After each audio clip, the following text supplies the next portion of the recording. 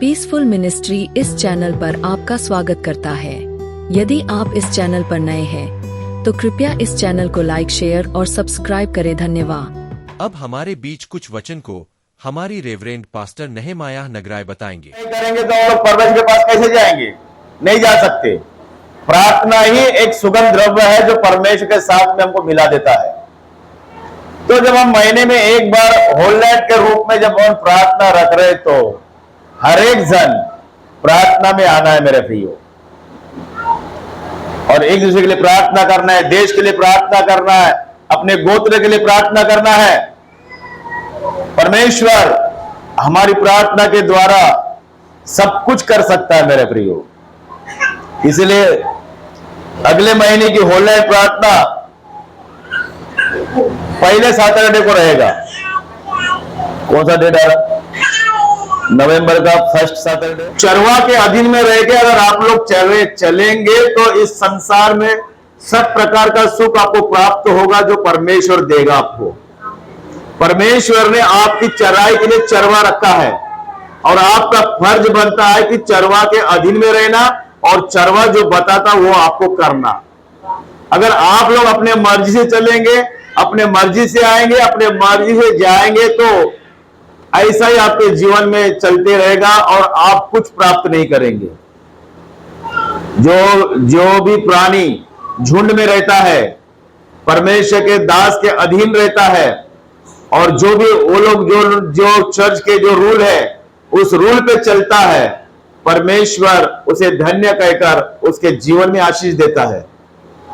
अगर वो कहीं फंस भी गया तो उसे वो निकालता है। इसलिए याद रखे, जब पास्टर ने बोला है होल नाइट में आने के लिए तो परिस्थिति को नहीं देखना है, ये है वो है, इधर जाना है, ये करना है वो करना है, ये सब देखना नहीं है। जब हम लोग होल नाइट के लिए मंचराल जाने का था, हमको हमारा बेटे को छुट्टी नहीं मिलता करके बोला, वो ट्रेनिंग का पीरियड है डैडी, मेरे को छुट्टी नहीं मिलता।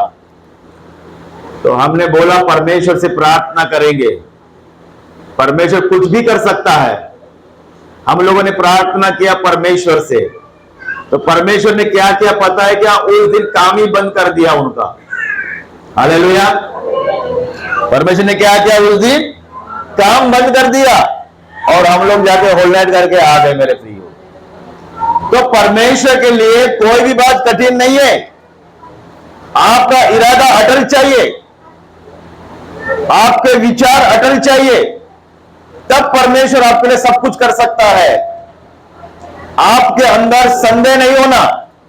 जो परमेश्वर प्रार्थना के द्वारा उनका काम बंद करके हमको छुट्टी दे सकता है, वो परमेश्वर क्या नहीं कर सकता? कुछ भी कर सकता है। लेकिन आपके अंदर इच्छा चाहिए कि मुझे वहां जाना है, प्रार्थना करना है। अगर आपके अंदर इच्छा नहीं है, क्या जाते वहां पर, इसको छुट्टी नहीं मिल रहा, मेरे को छुट्टी नहीं मिल रहा, चलो अगली बार देखेंगे, जाने दो प्रभु, आपको तो मालूम है ना मेरे को छुट्टी नहीं मिली इसलिए मैं नहीं जा रहा। ये सब नहीं चलता प्रभु के पास में। चलता कैसे? नहीं चलता। वचन परिस्थिति को नहीं देखता मेरे प्रियो। आपके बातें हाँ और आमीन चाहिए। ये काम मुझे करना है तो ये काम आपके लिए होना ही है।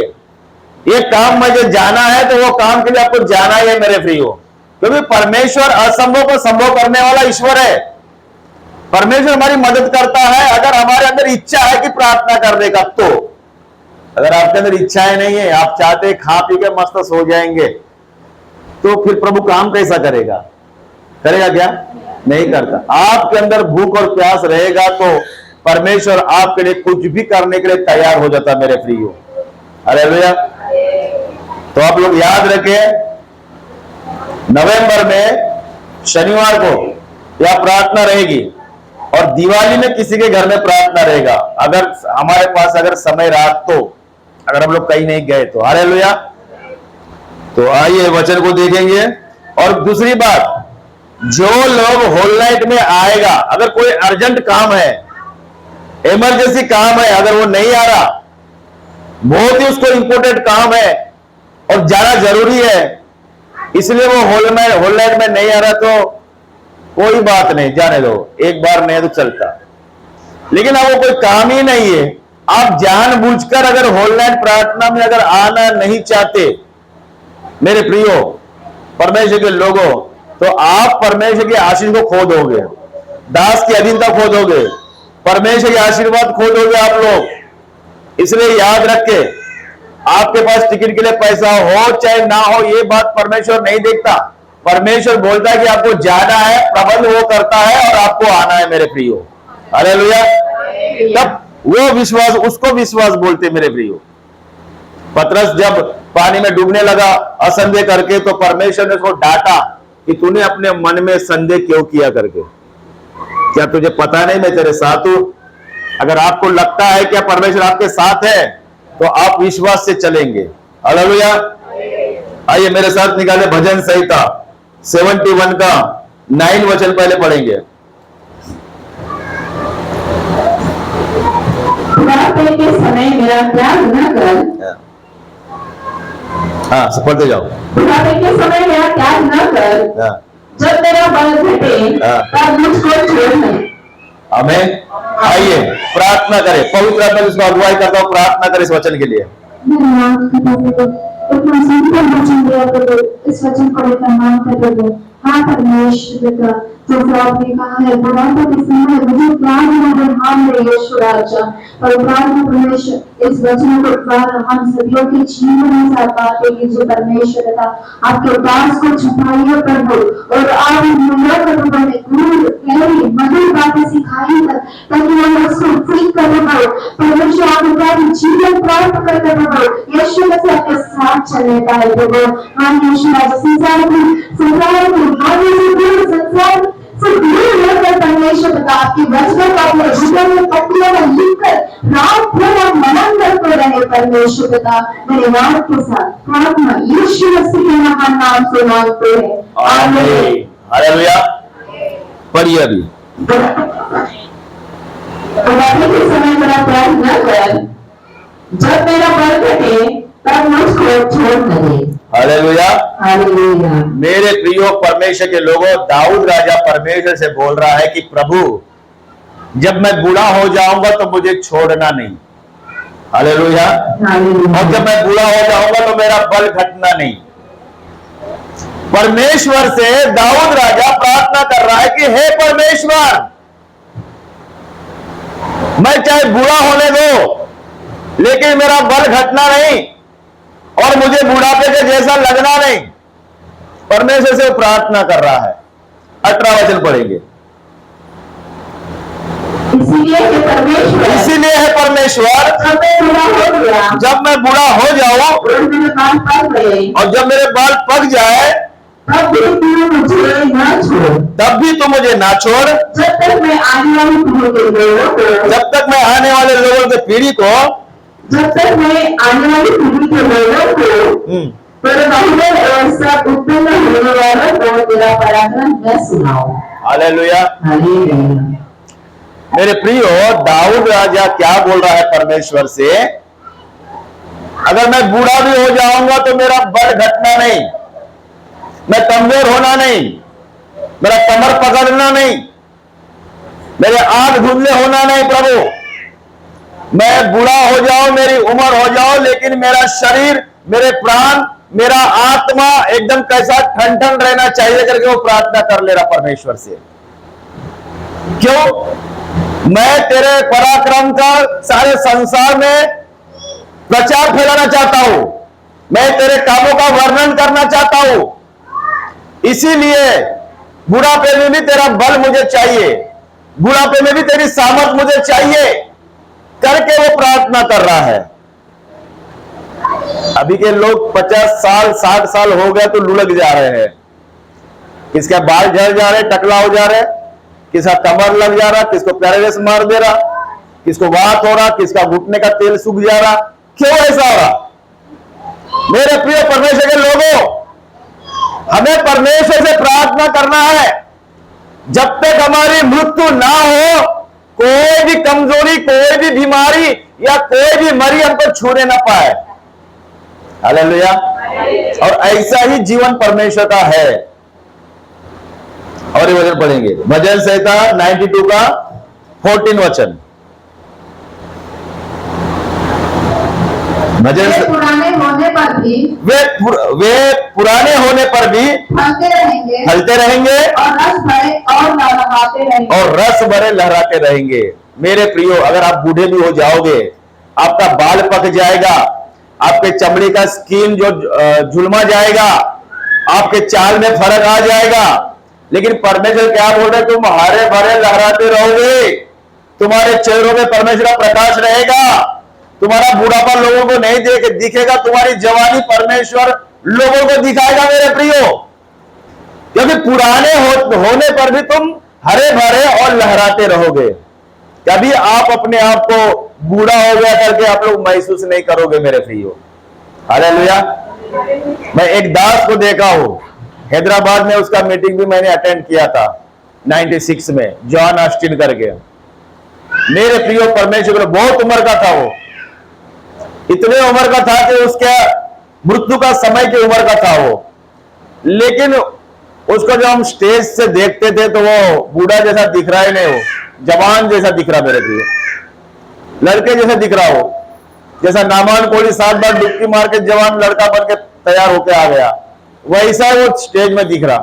और जो मर रहा था तो परमेश्वर ने उसको बताया कि कौन से दिन वो मरने वाला है।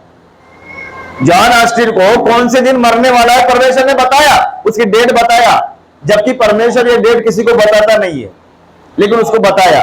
तो उसने क्या किया, एक दिन पहले अपना सब कुछ तैयार कर लिया, उसने पेटी बॉक्स सब वो मैयत का पूरा तैयार कर लिया और नींद में चले गया प्रभु के पास में। हालेलुया। तो परमेश्वर, आप बूढ़े भी हो जाएंगे तो आपको छोड़ेगा नहीं परमेश्वर, लेकिन आप बुढ़ापे में भी परमेश्वर के साथ में बना रहना है। अब मैं बूढ़ा हो गया, मेरे से प्रार्थना नहीं होता, मेरे चर्च में जाना नहीं होता, मेरे से चलना नहीं होता, ये सब नहीं करना है हमको। आप बूढ़ा हो गया होगा, लेकिन आपके अंदर जो आत्मा है वो कभी बूढ़ी नहीं है क्या? आपके अंदर का आत्मा बूढ़ा है क्या? नहीं है। आप परमेश्वर के चुने हुए पात्र है। आपका बाल पकने दो या बाल काला रहने दो, आप बूढ़े नहीं है। परमेश्वर का सामर्थ्य आत्मा आपके अंदर वास करता है और आप जवान है। बूढ़े को जवान करने वाला कौन है? परमेश्वर है। आप बुढ़ापे में कैसे रहोगे? हरा भरे रहोगे, लहराते रहोगे। कपड़ा पहनोगे आपको ऊपर गुरमाएगा, आपको किसी बात की घटी नहीं रहेगी अगर आप परमेश्वर के साथ साथ चलेंगे तो। हालेलुया। और एक वचन यशायाह 46 का 4 वचन पढ़ेंगे।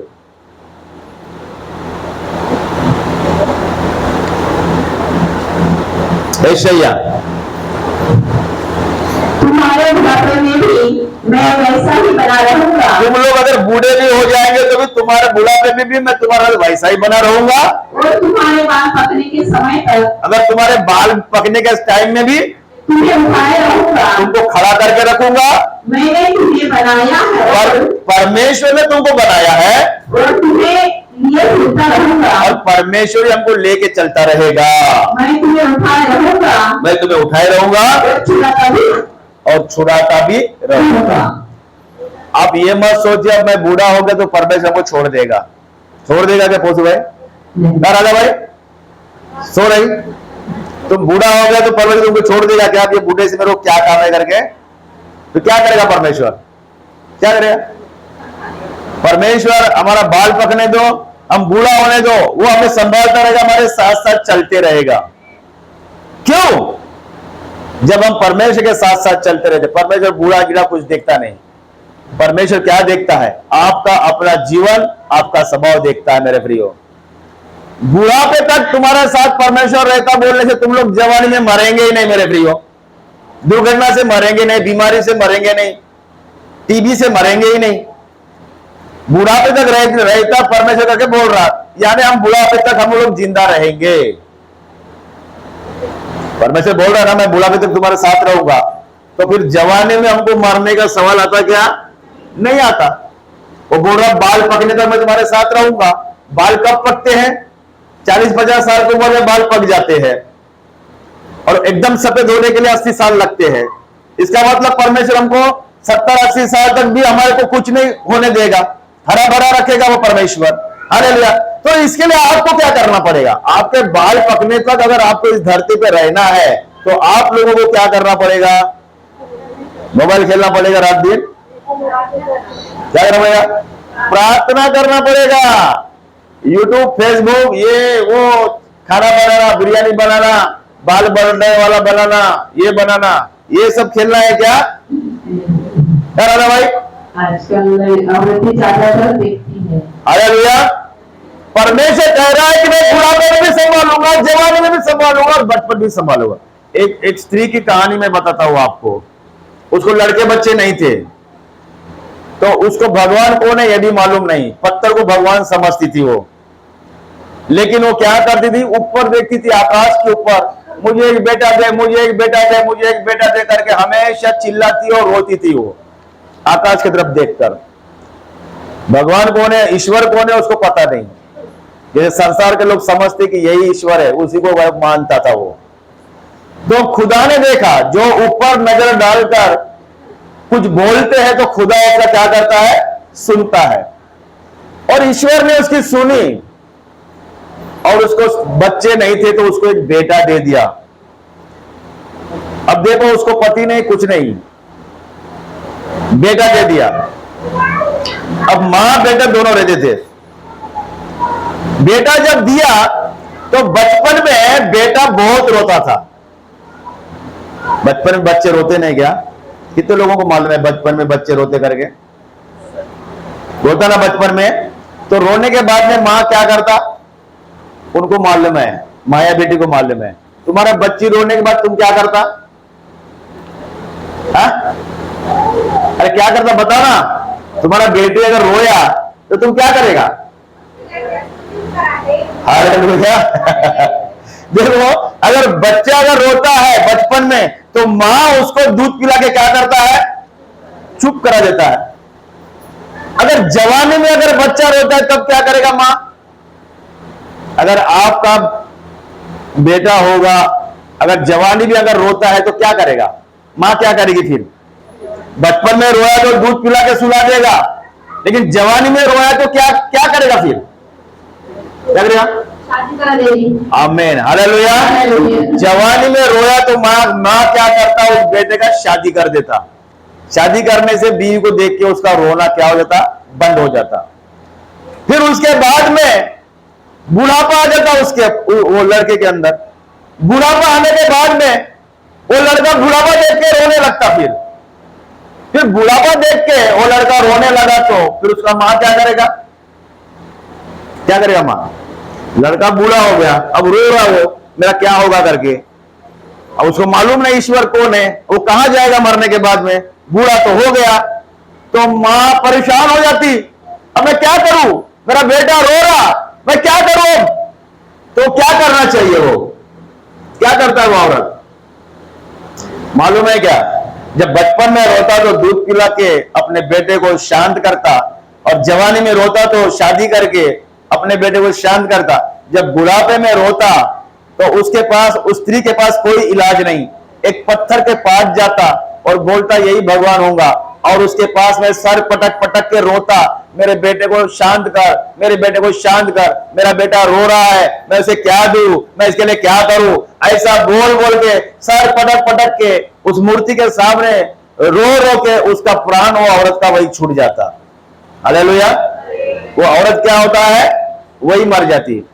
औरत मरने के बाद में उसका बूढ़ा लड़का, मेरा मां मर गया करके वो रो रो के वो भी वही मर जाता मेरे प्रियो। और दोनों कहां चले जाते? नरक में चले जाते। हालेलुया। मेरे प्रियो परमेश्वर के लोगों, अगर हम लोग बचपन में रोते हैं तो परमेश्वर हमको संभालता है। अगर हम लोग जवानी में रोते हैं तो परमेश्वर हमको संभालता है। अगर हम बुढ़ापे में रोते हैं तो परमेश्वर हमें संभालता है। अगर हम मरने के बाद रोते हैं तो परमेश्वर ही हमको संभालता है मेरे प्रियो। हालेलुया। इसीलिए हमारा भरोसा किस पर रहना चाहिए? परमेश्वर पर रहना चाहिए। आखिरी वचन, व्यवस्था की पुस्तक 34 का 7 वचन।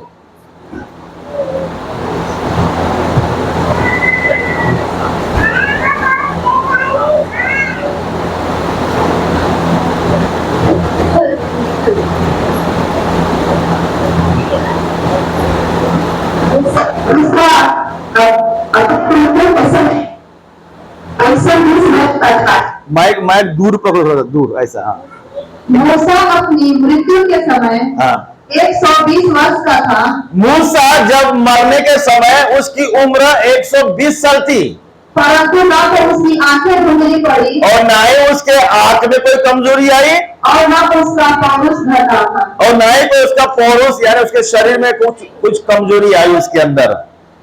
वचन कहता है व्यवस्था विवरण में, परमेश्वर बात कर रहा है कि मूसा को 120 साल तक परमेश्वर ने जिंदा रखा। उसको चश्मे की जरूरत नहीं पड़ी, आंखों में टीक नहीं आया, आंख धुंधले नहीं पड़े, एकदम जवान आंखें थे उसके 120 साल तक। और न ही उसके कोई कमर में दर्द आया, न ही कोई पेट दर्द आया, न ही कोई उसको गांठ आई, न कोई कैंसर आया, न कोई टीबी आया, न कोई रोग आया, न कोई सर दर्द आया, न कोई एलर्जी आया। उसका शरीर हट्टा खट्टा था। क्यों ऐसा? क्यों? क्योंकि वो परमेश्वर के साथ चलता था। वो किसके साथ चलता था? परमेश्वर के साथ, उसकी आज्ञा को मानता था वो। अगर आप भी परमेश्वर के साथ चलोगे, आप भी परमेश्वर की आज्ञा को मानोगे, ना आपके आंखों में चश्मा लगेगा, ना टीका आएगा, ना कोई सरदर्द रहेगा, ना कोई आपका शरीर घटेगा, ना कोई आपका शरीर में कोई हड्डी जैसा हो जाएगा। ऐसा कभी नहीं होगा। क्यों? क्योंकि बढ़ाना घटाना परमेश्वर के हाथ में है, मारना जिलाना परमेश्वर के हाथ में है, देना लेना परमेश्वर के हाथ में है, श्राप आशीष परमेश्वर के हाथ में है, जख्म मलम परमेश्वर के हाथ में है, और मृत्यु जीवन परमेश्वर के हाथ में है। हालेलुया। अपने पास कुछ है क्या? अपन कुछ लेकर आए क्या? कुछ लेकर आए नहीं, कुछ लेकर जाएंगे नहीं। लेकिन आए एक उद्देश्य से और हमको जाना भी है एक उद्देश्य से। हम खाली हाथ आए जरूर है, लेकिन जाते समय बहुत से लोगों को बचा के हमको यहां से जाना है। हालेलुया। हम खाली हाथ आए, सब लोग खाली हाथ आए, लेकिन जब यहां से जाएंगे तो बहुत से लोगों को हमको बचा के परमेश्वर के पास जाना है कि प्रभु देख, मैं इतने लोगों को तेरे पास लाया हूं। मेरे प्रियो परमेश्वर के लोगों, परमेश्वर का वचन को समझो। संसार और लोगों की बातों पे ध्यान मत रखो। आप लोग वचन को देखो, चर्च को देखो, दास सेवक लोगों को देखो और प्रार्थना को देखो। कुछ भी काम है तो आप बता सकते हैं, कुछ भी प्रॉब्लम है तो आप फोन कर सकते हैं। यहां वहां भटकना नहीं। याजक को छोड़कर परमेश्वर ने और किसी को याजक बनाया नहीं मेरे प्रियो। हालेलुया। परमेश्वर जब सबसे पहले जो है कितना सामर्थ देता है आपको पता है क्या? आप लोगों को पता नहीं है। कोड़ी का सामर्थ देता है वो। कोड़ी को जैसा किसी को कोड़ लगता है शुरुआत में, तो स्टार्टिंग होता है थोड़े से में, फिर वो बढ़ते बढ़ते बढ़ते बढ़ते पूरे शरीर में फैल जाता है। वैसा ही परमेश्वर अपनी सामर्थ को पहले कोड़ के समान देता है, फिर वही सामर्थ को जब आप संभाल के रखोगे, वही सामर्थ को अपने अंदर पाल के रखोगे, वही सामर्थ के जो है तुम काम करते जाओगे, वही सामर्थ तुमको, कोड़ की सामर्थ तुमको याजक बना देता है। हालेलुया। अगर तुम याजक के लिए विश्वास योग्य रहोगे, याजक के लिए आज्ञाकारी रहोगे, तो परमेश्वर वही याजक का सामर्थ को महायाजक की सामर्थ बना देता है। और जब महायाजक की सामर्थ तुम्हारे पास में है मेरे प्रियो, तो याजक की सामर्थ श्रेष्ठ है या कोड़ी की सामर्थ श्रेष्ठ है? किसकी सामर्थ श्रेष्ठ है? महायाजक की सामर्थ श्रेष्ठ है। तो महायाजक की प्रार्थना आपके कमर में पट्टा बनेगा कि कोड़ी की प्रार्थना आपके कमर में पट्टा बनेगा कि याजक की प्रार्थना आपके कमर का पट्टा बनेगा? महायाजक की प्रार्थना से आपके कमर में पट्टा बनेगा और आपकी कमर सीधी रहेगी। अगर आप कोड़ियों के पास जाओगे, याजकों के पास जाओगे, तो मेरे प्रियो आपके जीवन में प्रॉब्लम आना शुरू हो जाएगा और आप जो चाहते हैं आपके जीवन में वो कभी नहीं होगा। हालेलुया। इसलिए याद रहे और परमेश्वर के आज्ञा में बने रहे। आइए हम लोग प्रार्थना करेंगे।